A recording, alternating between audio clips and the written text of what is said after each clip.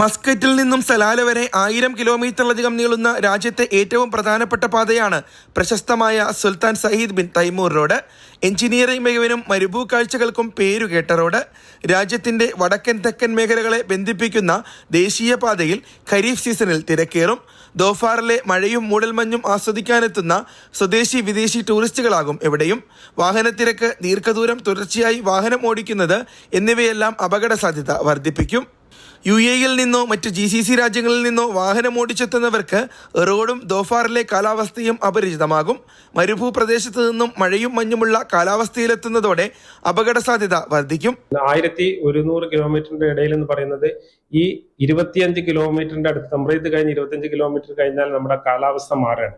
വലിയ ഒരു ചൂട് 51 ഡിഗ്രി ഉള്ളതിൽ 18ഉം 16ലേക്കും വരുന്ന സമയത്ത് കോടയും മഞ്ഞും അങ്ങനത്തെ സംഭവങ്ങൾ ഉണ്ടാകുമ്പോൾ പെട്ടെന്ന് നമ്മളെ ഡ്രൈവിംഗ് എത്തുന്ന സമയത്ത് നമ്മുടെ നിയന്ത്രണം മാറിപ്പോകുന്ന ഒരു അവസ്ഥാവിശേഷം ഉണ്ടാവാറുണ്ട്. മാത്രമല്ല, കുത്തനെയുള്ള കയറ്റിറക്കങ്ങളും യാത്രക്കാർക്ക് അപരിചിതമാകും.